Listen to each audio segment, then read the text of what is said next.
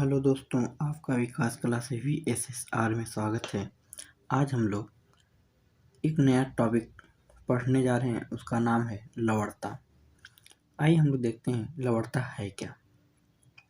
कि यह वीडियो में आपको वही चीज़ें बताई जाएगी जो परीक्षा के दृष्टि से महत्वपूर्ण है। यहाँ से आपके एग्जाम में 2 से 3 क्वेश्चन फिक्स से पूछे जाते हैं। आइए देखते हैं लवणता है क्या। महासागरीय जल में उपस्थित खनिज तत्व की मात्रा जिसे लवणता कहा जाता है। बात आती लवणता है क्या। देखिए, आप 1000 ग्राम जल ले लीजिए, ठीक है। अब उसको आप अगर गर्म करेंगे, गर्म करने के बाद वह जो जल है वाष्पीकृत हो जाएगा। जो उसमें बचा हुआ जो वाइट जो होता है, सफ़ेदी जैसे पड़ जाती है, वही नमक है। वही जो नमक है उसी को हम लोग लवणता कहते हैं, ठीक है। अब बात आती है महासागरीय लवणता के बारे में सर्वप्रथम किसने दिया। ये क्वेश्चन पूछे जाते हैं। किसने दिया, सर्वप्रथम किसने दिया। आपका आंसर होगा डिटमार महोदय ने।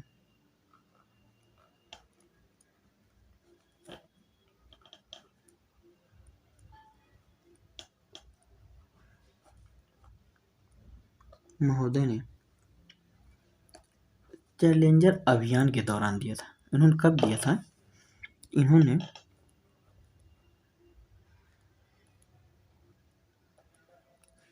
चैलेंजर अभियान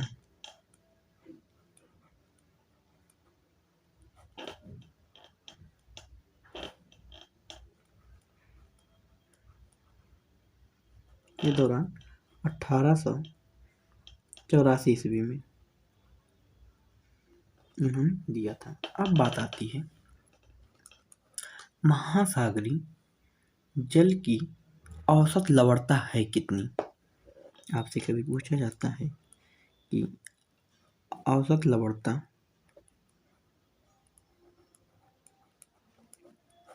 कितनी होती है, तो आपका होता है 35/1000 ग्राम। अब देखिए, कभी कभी आपसे इसका सांकेतिक लवणता का सांकेतिक अक्षर पूछ लिया जाता है, प्रति हजार में कैसे दर्शाते हैं। तो आपका आंसर होगा लवणता को सांकेतिक अक्षर जो होता है लवणता का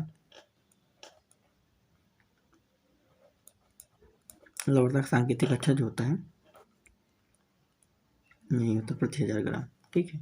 ये क्वेश्चन पूछे जाते हैं, इस बात को ध्यान में रखिएगा, ठीक है। अब बात आती है महासागरों की औसत लवणता। बात आती है महासागरीय जल में कितने प्रकार की लवणता पाई जाती है। आपसे यह क्वेश्चन पूछा जाता है कि महासागरीय जल में कितने प्रकार की लवणता पाई जाती है। लवणता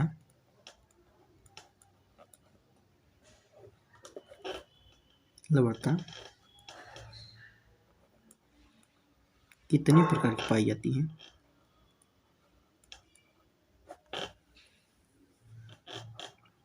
कि पाई जाती है, आपका आंसर होगा 47 प्रकार की, ठीक।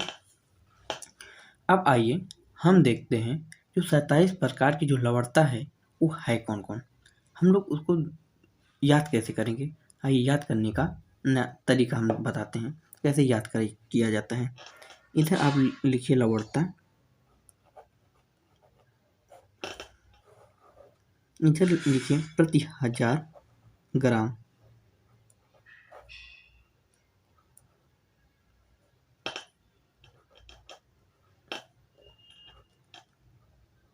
इधर लिखिए प्रतिशत।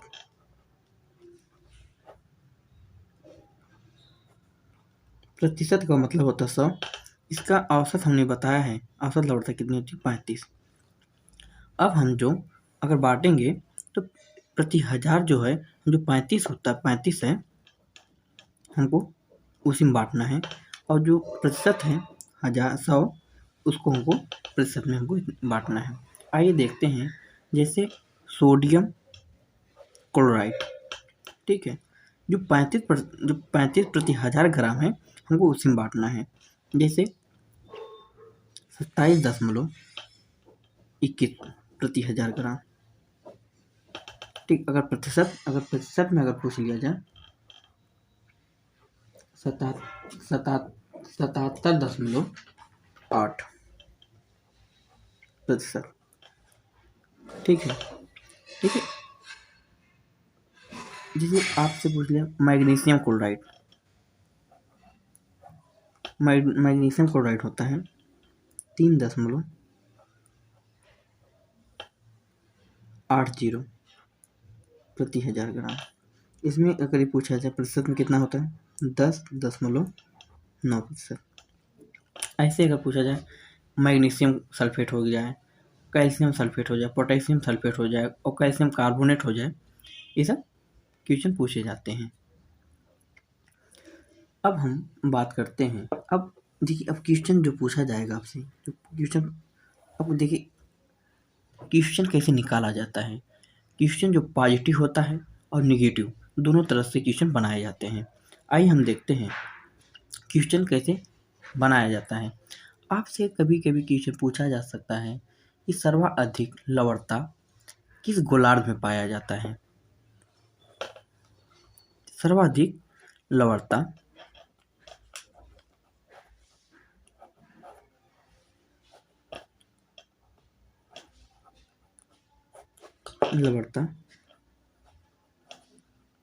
किस गोलार्ध में पाया जाता है।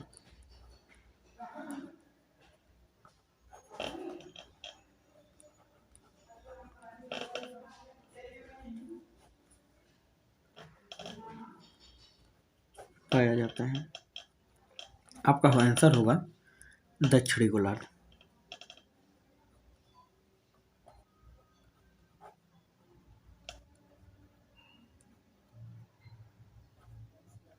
कारण क्या है, देखिए हम बताते हैं। उत्तरी गोलार्ध में स्थलखंड अधिक पाया जाता है दक्षिण गोलार्ध के अपेक्षा, ठीक है, यही कारण है। अब बात आती है दूसरा क्वेश्चन, अगर आपसे पूछा जाएगा कि दक्षिणी गोलार्ध में कितने प्रतिशत ग्राम लवणता पाई जाती है, तो आपका आंसर होगा 36 प्रति 1000 ग्राम लवणता पाई जाती है। अगर दूसरा क्वेश्चन अगर पूछ ले तो उत्तरी गोलार्ध में अगर पूछ ले तो अगर उत्तरी गोलार्ध में अगर पूछा तो 34 प्रति 1000 ग्राम, ठीक है। अब बात आती है, अब हम देखते हैं, अब अगर पूछ ले कि सर्वाधिक लवणता कहाँ पाई जाती है, जैसे आपका ये है पृथ्वी, ये है आपका विषुवत रेखा 0 डिग्री विषुवत रेखा, ये है कर्क रेखा, ये है मकर रेखा, ये है आपका नाक, ये है आपका साउथ। देखिए इसको उष्णकटिबंधीय बोलते हैं, इसको भी उष्णकटिबंधीय बोलते हैं, इन दोनों को ही आयन वृत्त बोलते हैं। आपसे क्वेश्चन पूछा जाता है कि सर्वाधिक लवणता कहाँ पाई जाती है, तो आयन वृत्तों पे पाई जाती है। तीसरा क्वेश्चन ये था। चौथा क्वेश्चन अगर आपसे पूछा जाएगा, चौथा क्वेश्चन ये पूछा जा सकता है कि लवणता किस रेखा पे सर्वाधिक पाई जाती है, कर्क रेखा या मकर रेखा या विषुवत रेखा, तो आपका आंसर होगा मकर रेखा, ठीक है। क्वेश्चन आपसे पॉजिटिव और निगेटिव दोनों तरीके से पूछे जाते हैं। अब हम लोग आइए देखते हैं महासागरीय लवणता को प्रभावित करने वाले कुछ कारक होते हैं। आइए इसको देखते हैं। महासागरीय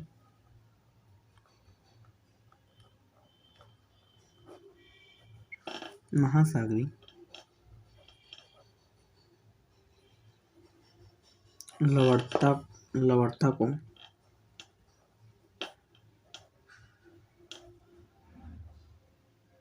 प्रभावित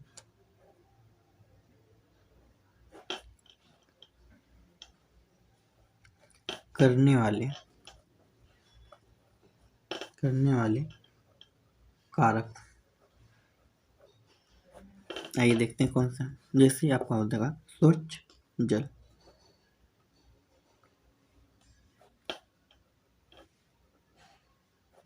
स्वच्छ जल, बात आती है स्वच्छ जल है क्या।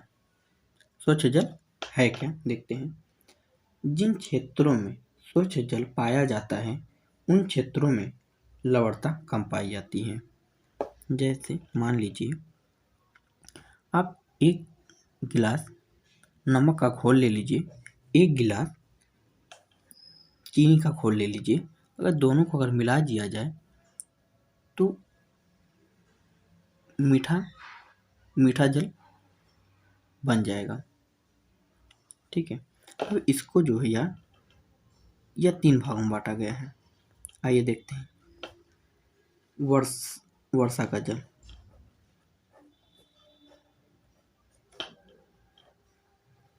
वर्षा का जल है क्या। देखिए ये है आपकी पृथ्वी, ये है विषुवत रेखा 0 डिग्री। ठीक है। देखिए विषुवत रेखी प्रदेशों में उच्च तापमान होने के कारण भी लवणता कम पाई जाती है, क्योंकि तीव्र वाष्पीकरण के साथ साथ वर्षा अधिक होती है। जैसे मान लीजिए ये आपका विषुवत रेखा है, वाष्पीकरण यहाँ वर्षा अधिक होती है, डेली होती, प्रतिदिन होती है। वाष्पीकरण का दर के साथ साथ वर्षा का दर भी अधिक होता है। यहाँ लो प्रेशर है, लो प्रेशर होने के कारण बाद भी यहाँ पे लवणता कम पाई जाती है, कारण वाष्पीकरण हो जाता है और डेली बारिश हो जाती है। अब बात आती है नदी की जल, नदियाँ का जल। देखिए ये है आपका स्थलखंड। ठीक है, ये आपका है स्थलखंड। देखिए नदियाँ अपने भारी मात्रा में जल एकत्रित कर नदी का जल महासागरों में लाकर छोड़ देती हैं। ठीक, जो महासागरीय लाकर छोड़ देती है, यही कारण है कि उत्तरी गोलार्ध की अपेक्षा दक्षिणी गोलार्ध में सर्वाधिक लवणता पाई जाती है। यही कारण है। देखिए जब नदी अपने साथ लाती हैं तो बड़ी बड़ी नदियाँ गंगा, ब्रह्मपुत्र, सिंधु, ये सब नदियाँ जब महासागरों में जाकर गिरती हैं, मिलती हैं, तो अपने जो उसका जो मुहाना होता है वहाँ 14,000 प्रति ग्राम लवणता कम हो जाती है। ठीक, ये क्वेश्चन पूछे जाते हैं। अब बात आती है हिम का जल।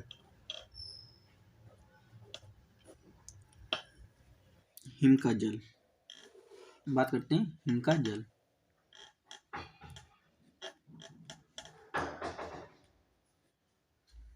हिम का जल होता क्या है, आइए देखते हैं। ध्रुवीय प्रदेश में हिम के पिघलने के कारण लवणता कम पाई जाती है। मान लीजिए ये आपका हिम, ये ध्रुवीय प्रदेश है, ये ध्रुवीय प्रदेश, ये भी ध्रुवीय प्रदेश। ध्रुवीय प्रदेश में हिम क्या होते हैं, जमे हुए अवस्था में होते हैं। जैसे तापमान उच्च होने के कारण जब यह पिघलने लगता है, जैसे मान लीजिए होता क्या है, जब हम लोग छोटे छोटे जब थे गाँव वाले बच्चे क्या करते हैं, जब बारिश होती है तो उसके साथ बर्फ भी गिरती है, तो हम लोग क्या करते हैं, उसको धुल के तुरंत मुंह में डाल देते हैं। वो कैसा होता है, मीठा होता है। ठीक, हिम का जल स्वच्छ होता है। अब बात आती है, करते हैं तापमान। तापमान है क्या, आइए इसको देखते हैं। देखिए जहाँ तापमान उच्च होता है वहीं वाष्पीकरण का दर भी उच्च होता है, जिस कारण वहाँ लवणता बढ़ जाती है। जिसे देखा जाए, यही कारण है कि खुले सागरों की अपेक्षा बंद सागरों में लवणता अधिक पाई जाती है। जैसे सागर में देख लीजिए, सागर की अपेक्षा लवणता जो है झीलों में पाई जाती है, उससे ज़्यादा लवणता जो है खाड़ियों में पाई जाती है। ठीक, ये सब बंद है। अब बात करते हैं जलधारा।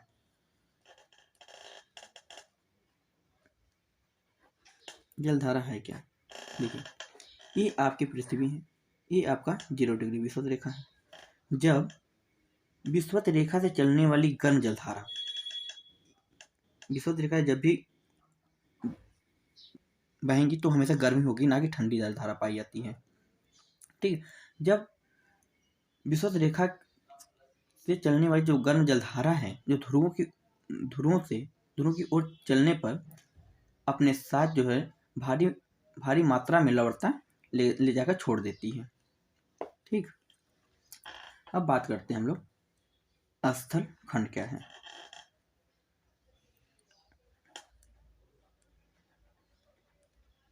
स्थल खंड देखते हैं, स्थल खंड है क्या? जैसे जिस क्षेत्र में स्थल खंडों का विकास अधिक होता है उसमें लवणता कम पाई जाती है, क्योंकि नदियों का विस्तार अधिक होता है, लेकिन स्थल खंडों से पिघले हुए जलीय क्षेत्रों में लवणता अधिक पाई जाती है। ठीक, आइए हम लोग अब इसके बारे में हम लोग जितना हम लोगों ने पढ़ा है, आइए इसके बारे में हम लोग एक दो लाइन लिखते हैं। अगर आप लोगों को अगर यह वीडियो अगर अच्छा लग रहा हो तो चैनल को लाइक और सब्सक्राइब करना ना भूलें और अपने दोस्तों के साथ इसे जरूर करें। आइए इसके बारे में हम लोग लिखते हैं। लवणता महासागरीय जल में उपस्थित कुल खनिज तत्व की मात्रा या 1000 ग्राम जल को गर्म करने पर प्राप्त नमक की मात्रा, जिसे लवणता कहते हैं। लवणता को प्रति 1000 ग्राम प्रदर्शित किया जाता है। महासागरों की औसत लवणता 35 प्रति 1000 ग्राम होती है। महासागरीय लवणता के बारे में सर्वप्रथम चैलेंजर अभियान के दौरान डिटमार महोदय ने 1884 ईस्वी में दिया था। जो महासागरीय जो लवणता है वो 47 प्रकार की लवणता पाई जाती है। देखते हैं, जैसे लवणता प्रति 1000 ग्राम और प्रतिशत। देखिए, सोडियम क्लोराइड कितने प्रति 1000 ग्राम पाई जाती है? 27 प्रति 1000 ग्राम पाई जाती है। प्रतिशत कितना पाया जाता है? 77%। अब जो मैग्नीशियम क्लोराइड, इसको देखते हैं, यह कितने प्रति 1000 ग्राम में पाई जाती है? 3.80 प्रति 1000 ग्राम में पाई जाती है। और प्रतिशत कितने होते हैं? इसका प्रतिशत अगर निकाला जाए तो 10.9%। मैग्नीशियम सल्फेट होता है इसे 1.50 से लेके और प्रति 1000 ग्राम, और प्रतिशत कितना होता है? 4.9%। अब देखिए कैल्शियम सल्फेट 1.26 प्रति 1000 ग्राम, कितना प्रतिशत होता है? 3.6। देखते हैं पोटेशियम सल्फेट 0.86 प्रति 1000 ग्राम, कितने परसेंट? 2.8%। देखते हैं महासागरीय लवणता को प्रभावित करने वाले कारक, जैसे स्वच्छ जल, हिम का जल, वर्षा का जल, नदियाँ, ये सब जो स्वच्छ जल पाए जाते हैं, ये सब जो है स्वच्छ जल की श्रेणियों में पाई जाती हैं। तापमान, जलधारा, स्थलखंड देखते हैं। स्वच्छ जल है क्या? जिन क्षेत्रों में स्वच्छ जल पाया जाता है उन क्षेत्रों में लवणता कम पाई जाती है। वर्षा का जल देखते हैं। विषुवत रेखीय प्रदेशों में उच्च तापमान होने के कारण भी लवणता कम पाई जाती है, क्योंकि तीव्र वाष्पीकरण के दर के साथ साथ वर्षा अधिक होती है। नंबर 3 देखते हैं, नदी का जल। नदी अपने साथ भारी मात्रा में जल एकत्रित कर नदी का जल महासागरों में छोड़ देती है, जहां लवणता कम पाई जाती है। यही कारण है कि दक्षिणी गोलार्ध के अपेक्षा उत्तरी गोलार्ध में कम लवणता पाई जाती है। हिम का जल। ध्रुवीय क्षेत्रों में हिम के पिघलने के कारण लवणता कम पाई जाती है, क्योंकि हिम का जल स्वच्छ होता है। तापमान देखते हैं। जहाँ तापमान उच्च होता है वहाँ वाष्पीकरण का दर उच्च होता है, जिस कारण वहाँ जलधाराएं बढ़ जाती हैं। यही कारण है कि खुले सागरों के अपेक्षा बंद सागरों में अधिक लवणता पाई जाती है। जलधारा। विषुवत रेखा से चलने वाली गर्म जलधारा ध्रुवों की ओर चलने पर अपने साथ भारी मात्रा में लवणीय जल ले जाकर छोड़ देती है। देखते हैं अस्थल खंड। जिस जिस क्षेत्रों में अस्थल खंडों का विकास अधिक होता है उन क्षेत्रों में लवणता कम पाई जाती है। अस्थल खंड में घिरे हुए जलीय क्षेत्रों में लवणता अधिक पाई जाती है। सर्वाधिक लवणता दक्षिणी गोलार्ध में पाई जाती है, जहां महासागरीय लवणता 36 ग्राम प्रति हजार, वहीं उत्तरी गोलार्ध में 34.5 प्रति हजार ग्राम लवणता पाई जाती है। देखिए, हम लोग जितना जितना हम लोगों ने पढ़ा है, हम लोगों ने उतना लिखा है। अब हम आगे जो है, जब हम पार्ट 2 लेकर आएंगे लवणता को, तो हम लोग देखेंगे किस किस महासागर में कितनी लवणता पाई जाती है। ये अटलांटिक महासागर में कितनी लवणता पाई जाती है, आर्कटिक महासागर में कितनी लवणता पाई जाती है, प्रशांत महासागर में कितनी लवणता पाई जाती है, और हिंद महासागर में कितनी लवणता पाई जाती है, हम लोग इसके बारे में चर्चा करेंगे। अगर आप लोगों को अगर यह वीडियो अगर अच्छा लग रहा हो तो अपने दोस्तों के साथ शेयर करना ना भूलें। आज के लिए इतना ही, धन्यवाद।